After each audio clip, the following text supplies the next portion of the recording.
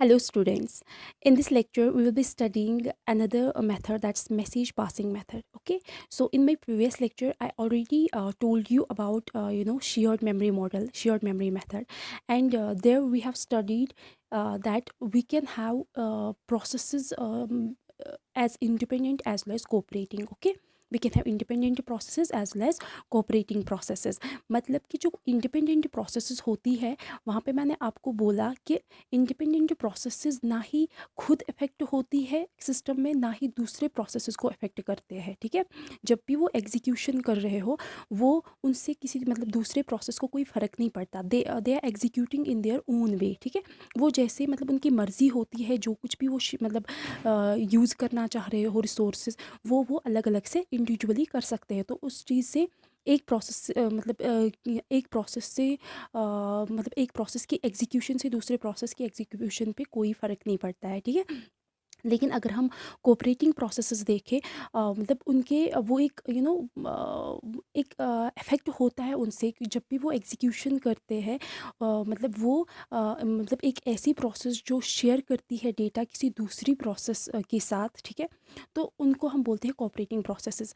मतलब उनके एग्जीक्यूट करने से दूसरे प्रोसेसेस इफ़ेक्ट हो रहे हैं और वो भी इफ़ेक्ट हो रहे हैं। क्यों? क्योंकि वो एक शेयर्ड मेमोरी या शेयर्ड रिसोर्सेज एक्सेस करते हैं, यूज़ करते हैं। ठीक है, तो वहाँ पे मैं बोल सकती हूँ कि कोई भी ऐसी प्रोसेस जो डेटा या इंफॉर्मेशन या कोई भी रिसोर्स शेयर कर रही हो किसी दूसरी प्रोसेस के साथ, उनको हम कोऑपरेटिंग प्रोसेसेस बोलते हैं। ठीक है, एक्चुअली मतलब अगर हम देखें तो ये जो इंटर प्रोसेस कम्युनिकेशन है, मतलब इनका मतलब ये क्यों आए, because of this cooperating processes. ठीक है, क्योंकि कोऑपरेटिंग प्रोसेसेस एक दूसरे का डेटा शेयर कर रहे हैं, तो उस time they need to communicate with each other. Every each and every process need to communicate with any other process, है ना।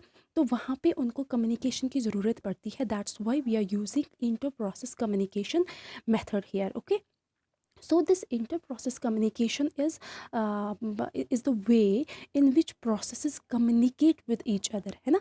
हमें पता है कि हमारे पास मतलब एक सिस्टम में बहुत सारी प्रोसेसेस एग्जीक्यूट हो रही होती है, मतलब बहुत सारे टास्क एग्जीक्यूट हो रहे हैं और वो प्रोसेसेस ही होते हैं ना।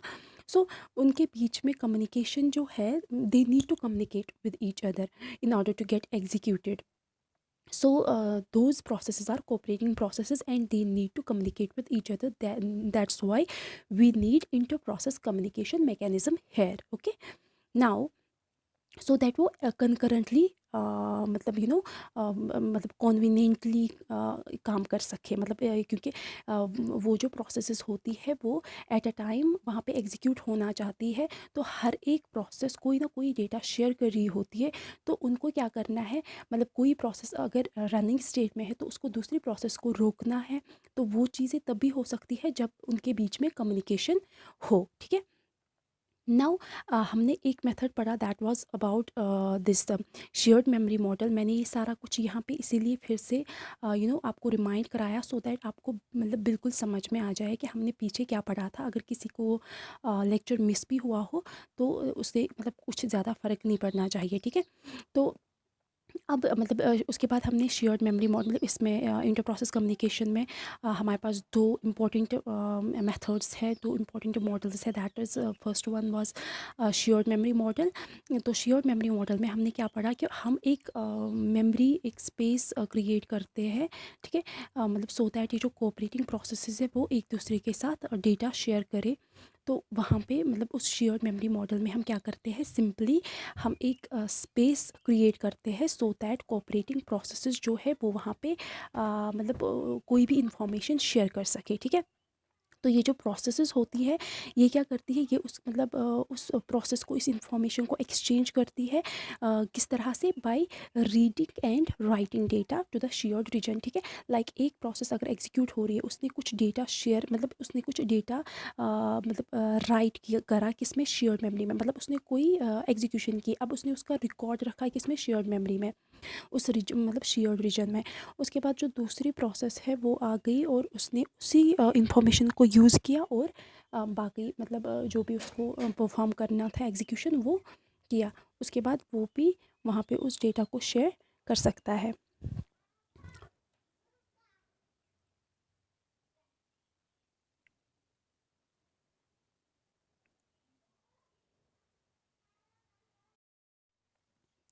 So now another method that we are having that is message passing method.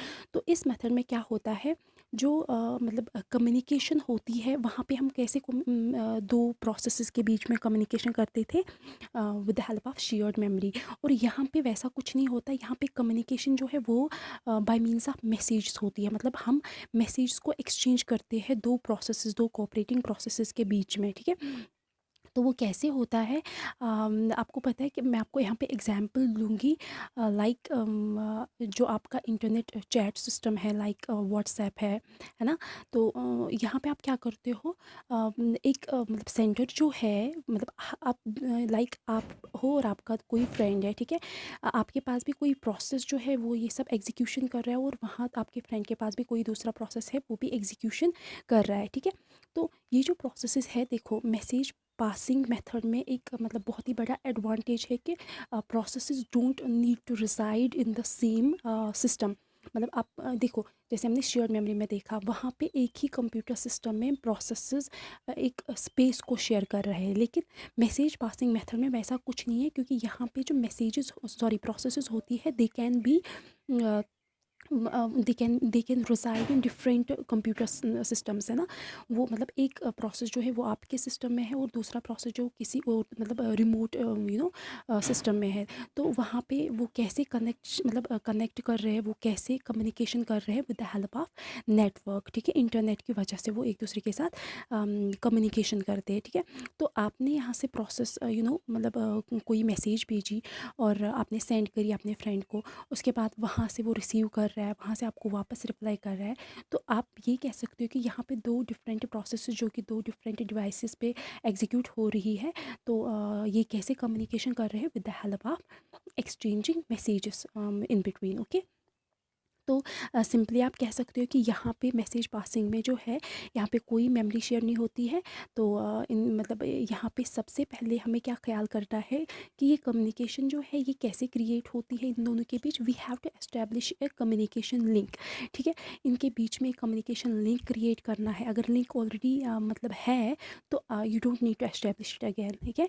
मतलब आपको फिर से मतलब क्रिएट करने की ज़रूरत नहीं है। उसके बाद आप सीधे मैसेज जो है वो एक्सचेंज करोगे using basic operations of primitives, ठीक है।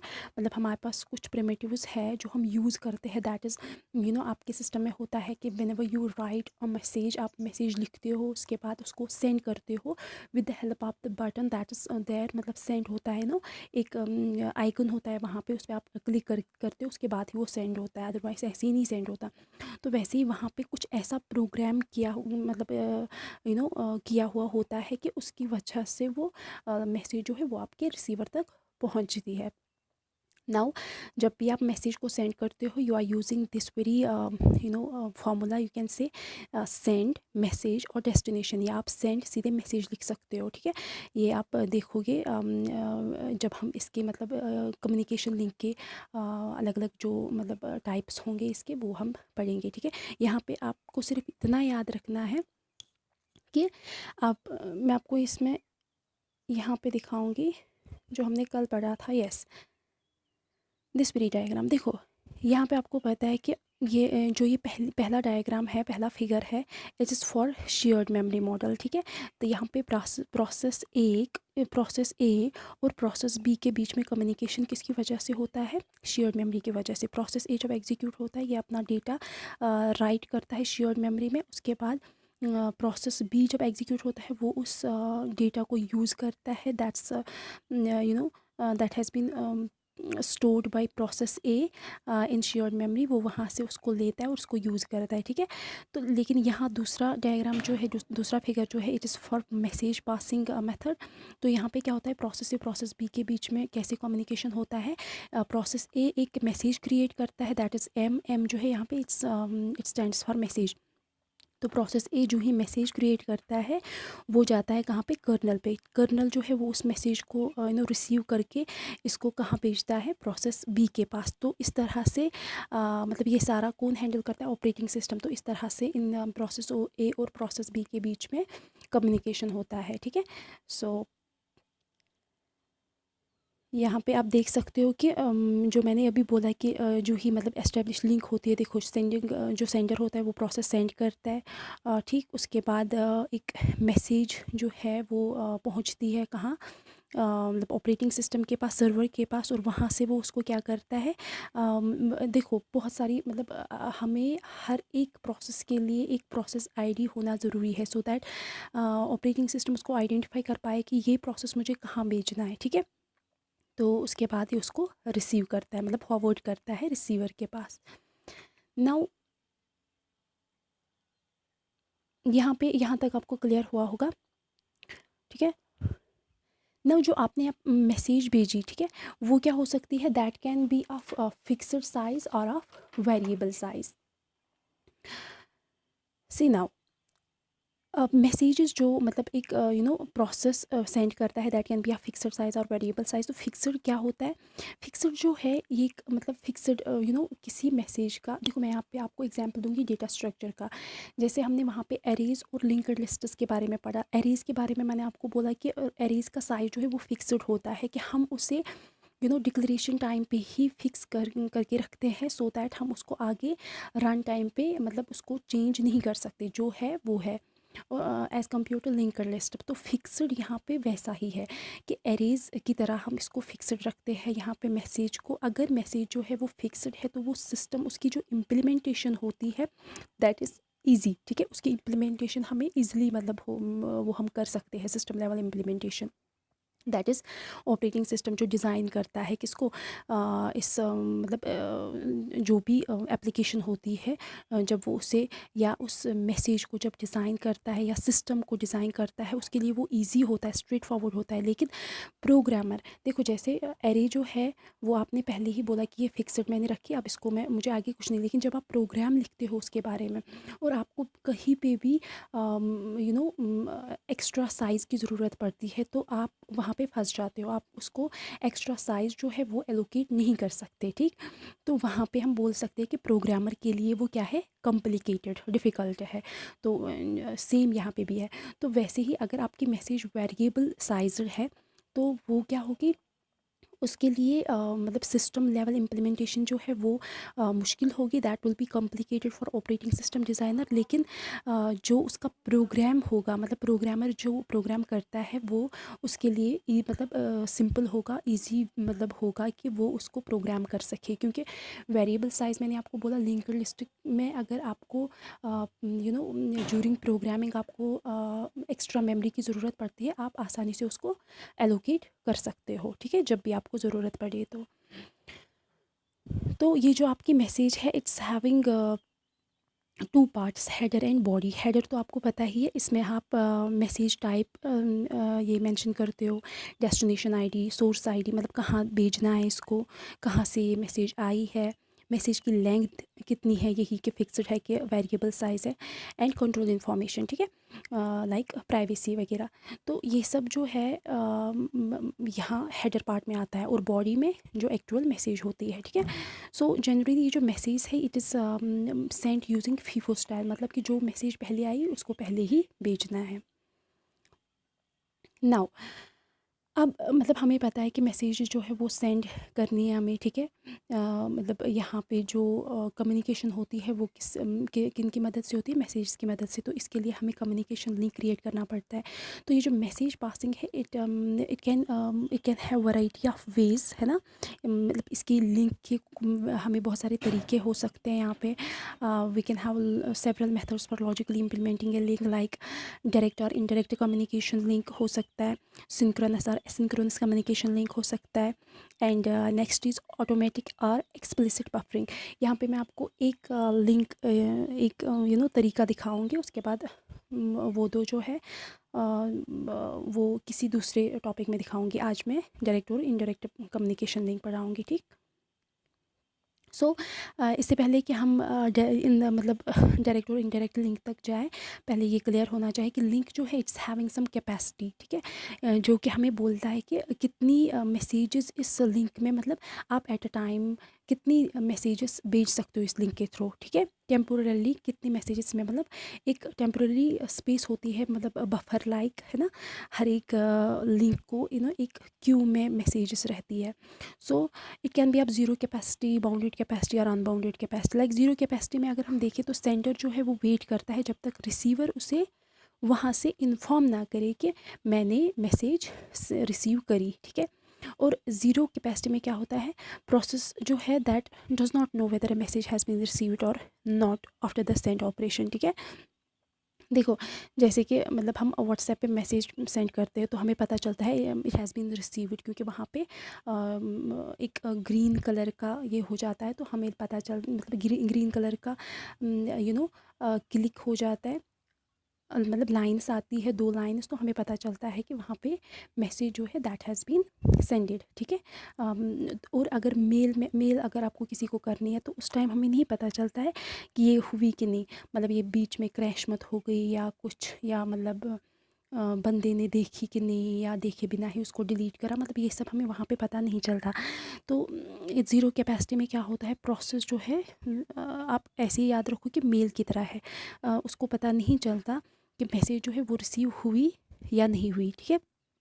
नाउ इसके लिए सेंडर जो है वो कम्युनिकेशन करता है विद द रिसीवर एक्सप्लिसिटली, मतलब यहाँ पे ये जानने के लिए, मतलब श्योर होने के लिए ये रिसीवर जो है उसके साथ कम्युनिकेशन करना चाहता है एक्सप्लिसिटली मीन मतलब कि इसके बाहर भी।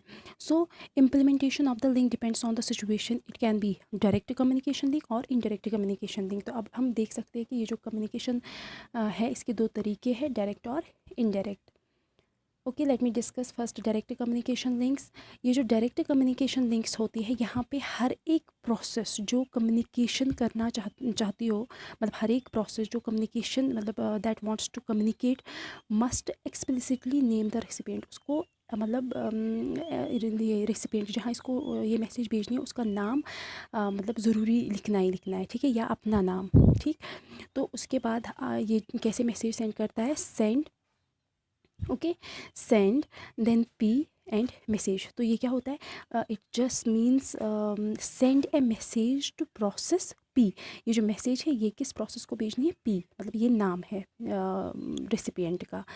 And then receive Q message, इसका मतलब क्या है, send receive a message from, receive a message from Q, okay. So तो इस तरह से डायरेक्ट कम्युनिकेशन लिंक्स होती है, यहाँ पे हमें नाम जो है वो लिखना पड़ता है। लेकिन दूसरा वेरिएंट है डायरेक्ट कम्युनिकेशन का कि वहाँ पे हमें सिर्फ सेंडर का नाम देना पड़ता है, रिसीवर का नहीं, ठीक है। मतलब रिसिपिएंट जो है that does not require the name of, मतलब that does not require the name of sender, कि मतलब ये कहाँ से मुझे मतलब आई मैसेज, उसको ये मतलब कोई ये नहीं है, ठीक है, मजबूरी नहीं है। Now second one is indirect communication. So ये जो इनडायरेक्ट कम्युनिकेशन है ये कैसे होता है, it is done via a shared mail box और पोर्ट्स हम बोल सकते हैं। मतलब यहाँ पे मैसेजेस जो है वो सेंड होते हैं, मतलब वो यहाँ से फॉरवर्ड होते हैं या रिसीव होते हैं कहाँ से, मेल बॉक्स से या पोर्ट्स की वजह से। तो मेल बॉक्स हम किसको बोलेंगे, मेल बॉक्स सिंपली एक एक ऑब्जेक्ट है, एब्स्ट्रैक्ट ऑब्जेक्ट, जिसमें हम मैसेजेस जो है वो स्टोर रखते हैं, ठीक है। और ये सब किससे होता है, प्रोसेसर्स की वजह से। तो ये जो मेल बॉक्स है इसमें सेंडर्स मैसेज भेजते हैं, उसमें मतलब स्टोर रहते हैं, और जहाँ से मैसेजेस को रिमूव किया जाता है, ठीक है। ये रिमूव करने का काम किसका है, रिसीवर का। वो रखना चाहता हो तो रखेगा, नहीं तो डिलीट कर सकता है। तो मेल बॉक्स समझो ये एक बॉक्स है, ये एक ऑब्जेक्ट है जहाँ पे हम just in which we place the message and from which the message have been या can be removed by the receiver. तो इनडायरेक्ट मैसेजेस क्या है, मतलब यहाँ पे हम क्या करते हैं, सेंड करते हैं मैसेज, अगर आपको मैसेज सेंड करनी हो आप कैसे कर सकते हो। एक चीज़ है यहाँ पे मेल बॉक्स की, हर एक मेल बॉक्स का अपना अपना यूनिक आइडेंटिफिकेशन नंबर होता है, सो दैट अगर आपने मैसेज भेजी, एक सेंडर और रिसीवर जो है वो इस मेल बॉक्स को शेयर करते हैं, ठीक है।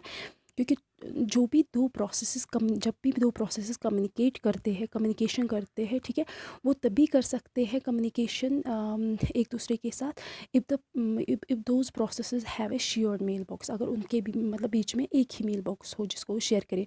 जहाँ वो मैसेजेस भेजे और जहाँ से रिसीवर जो है वो मैसेजेस ले, ठीक है। उनके बीच में एक ही मेल बॉक्स होता है, ये यहाँ पे याद रखना। और मेल बॉक्स जो है उसकी हर एक की यूनिक आइडेंटिफिकेशन होती है, ठीक है।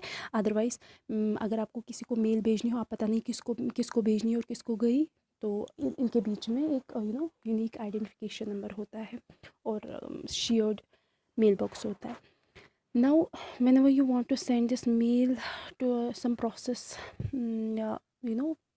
to some process P1, तो आप क्या करते हो, मतलब सेंडर जो है वो क्या करता है, मतलब मेल बॉक्स का नाम लिखता है और उसके बाद मैसेज सेंड करता है, ठीक है, कि कौन से मेल बॉक्स में मुझे ये भेजनी है। उसके बाद रिसीवर जो है वो वहाँ से रिसीव करता है मैसेज इसी मेल बॉक्स से, that's mailbox A, okay. So this way we have completed our second method of IPC, that's message passing method. I hope कि ये आपको यूज़फुल रहा हो और आपने अच्छे से इसको समझा हो। कोई भी कन्फ्यूजन हो तो आप मुझे बता सकते हो। Okay, thank you.